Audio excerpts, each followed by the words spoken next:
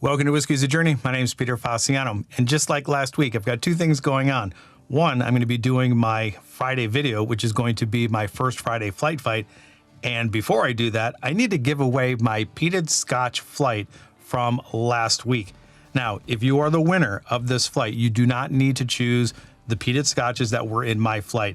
It's your money, you're the winner, so you can go back and take a look at the 6 months worth of videos that I've done with the peated Scotches, and you can choose your individual flight of the peated Scotch. My email address is linked in the description below, so once you win, you can give me your information, or you can send me a direct message on Instagram through Whiskey is a Journey. All right, let's go ahead and get this wheel going and see who the winner of the peated Scotch flight is. Good luck, everyone. Let's see if I can get this in focus. I hope that's in focus.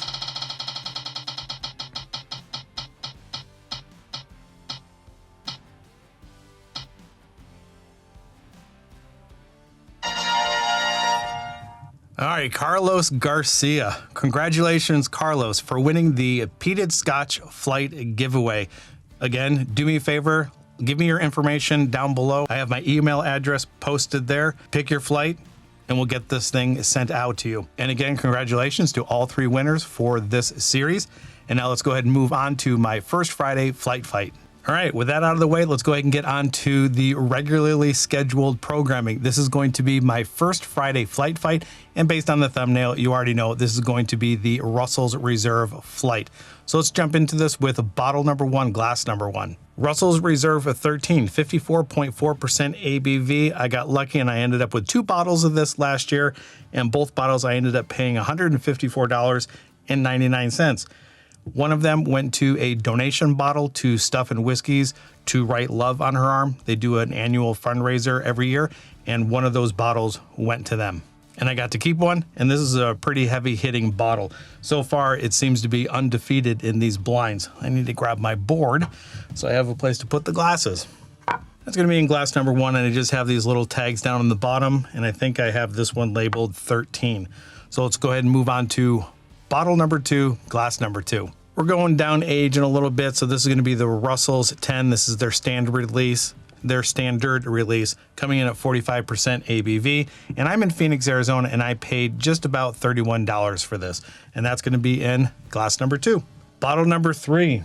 This is the Russell's Reserved Single Barrel. This is the standard release, coming in at 53% ABV.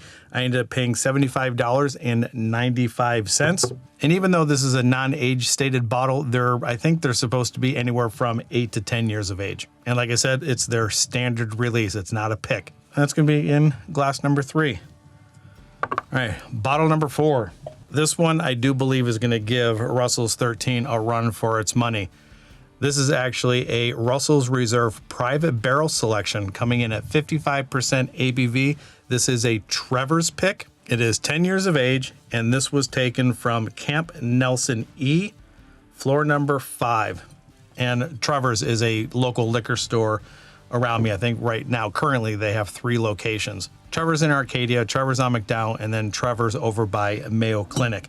So that's going to be in glass number 4. All right, the fifth and final glass. This should make some of the rye lovers happy. We got Russell's Reserve, a single barrel rye, coming in at 52% ABV, and I paid $79.99. Oh, the Trevor's pick was a flat $80 before taxes. So that's what I got for today. The mash bill of all of these, with the exception of the rye, is the Wild Turkey mash bill, 75% corn, 13% rye, and then 12% malted barley. And then the rye mash bill is 51% rye, 37% corn, and 12% malted barley.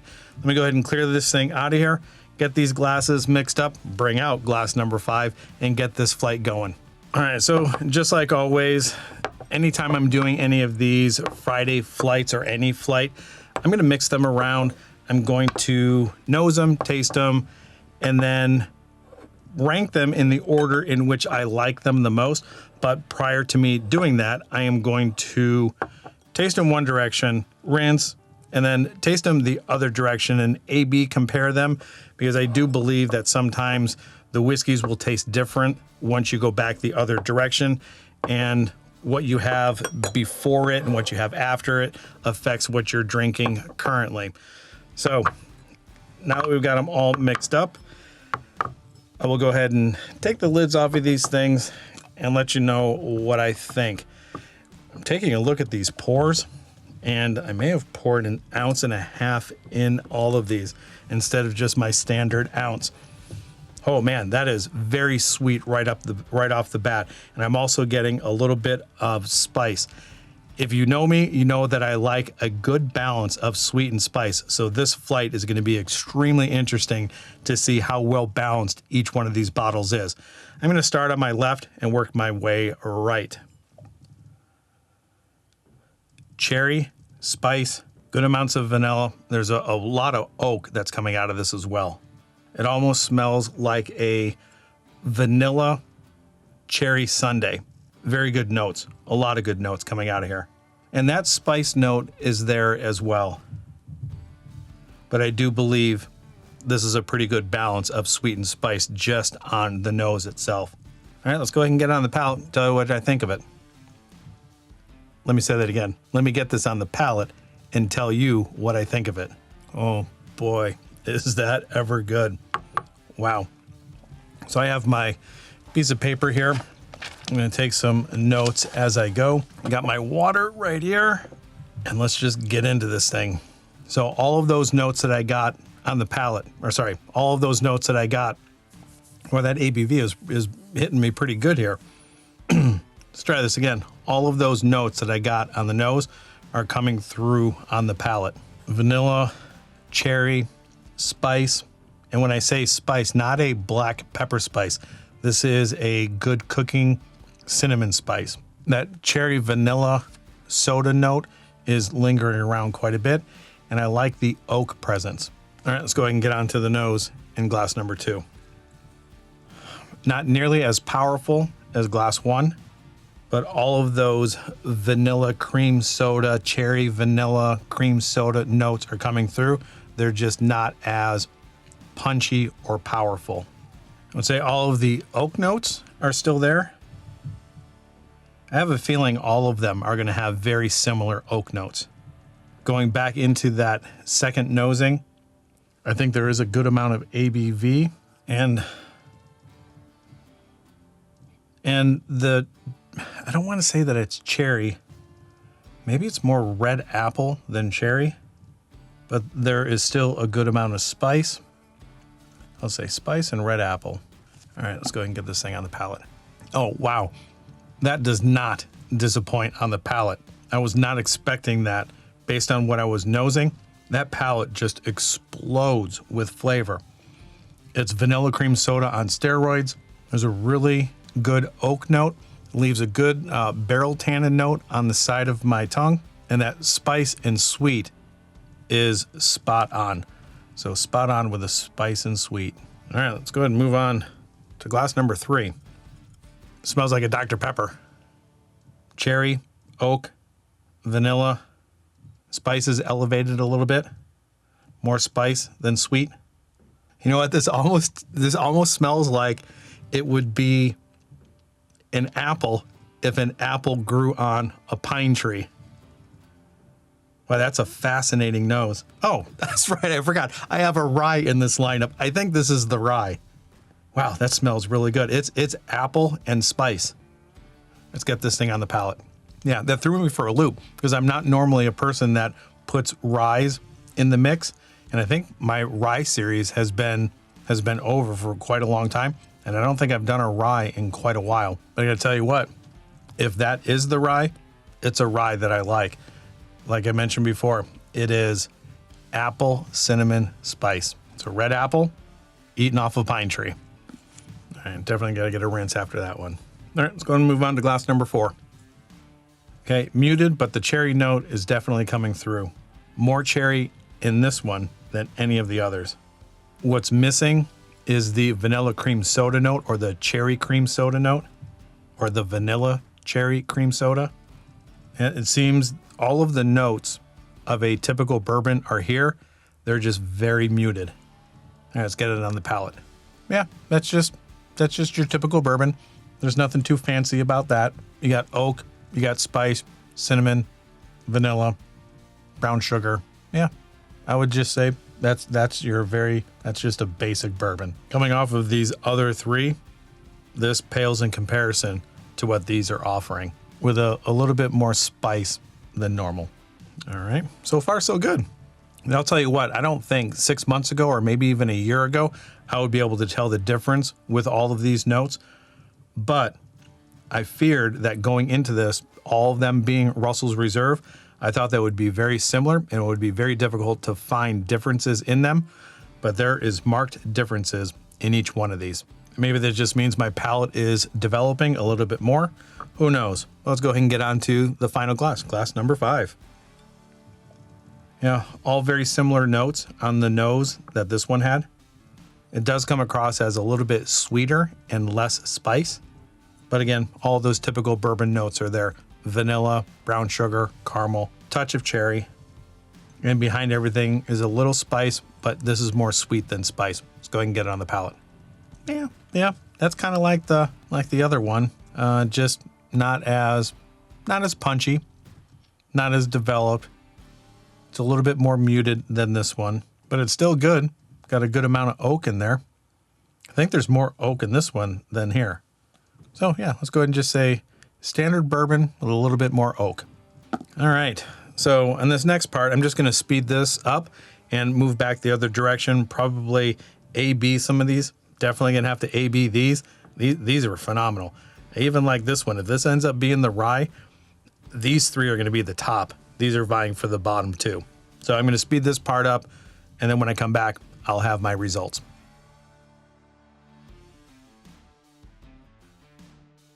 All right, I am back, and this was actually a pretty easy one.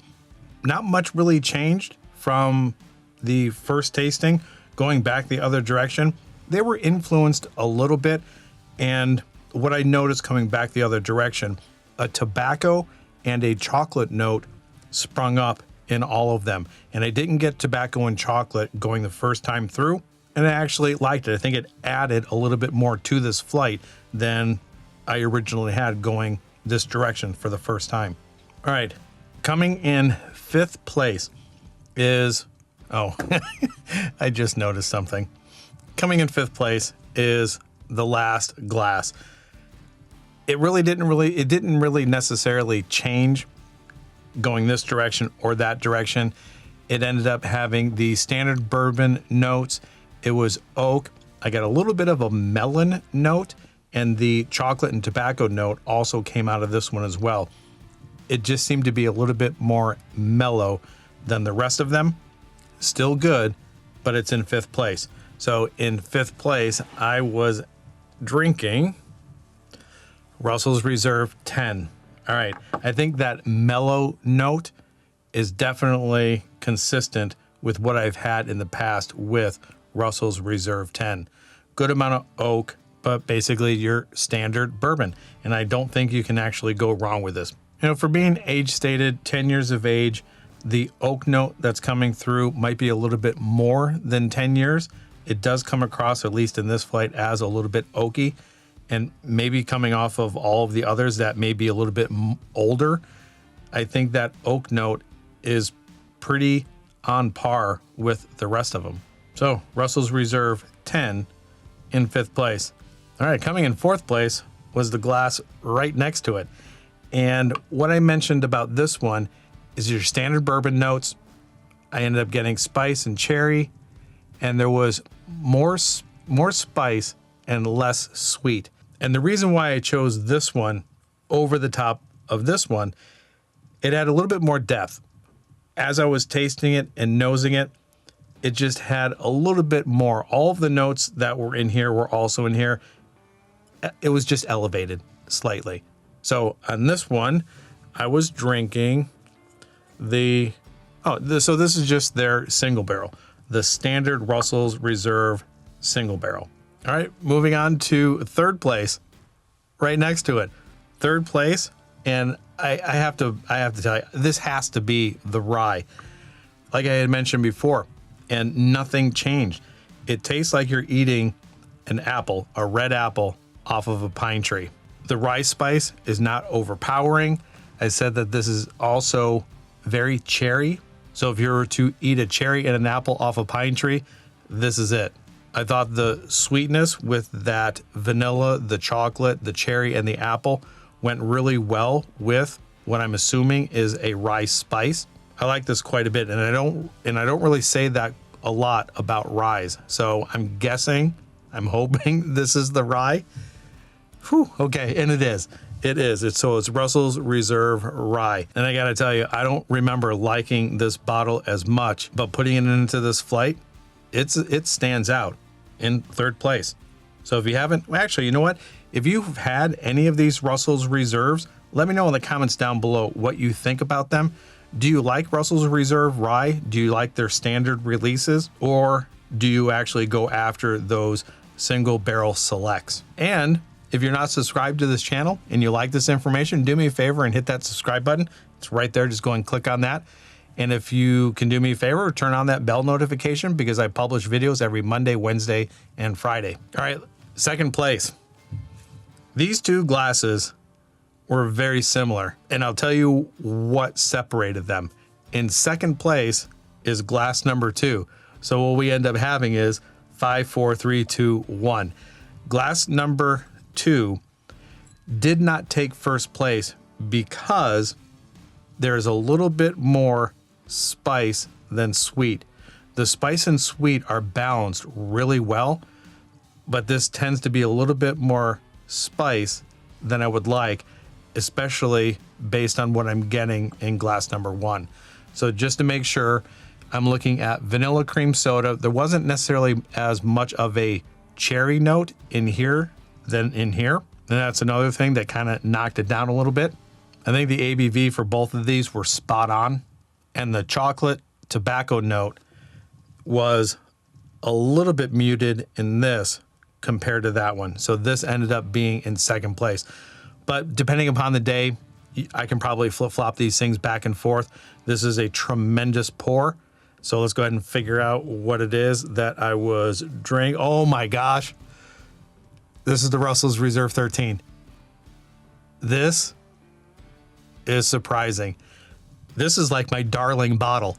I absolutely love this bottle. Oh my gosh. So which means, you know, my mind kind of just wanders as I go. I keep forgetting what I have in these flights. This single barrel select came from Trevor's.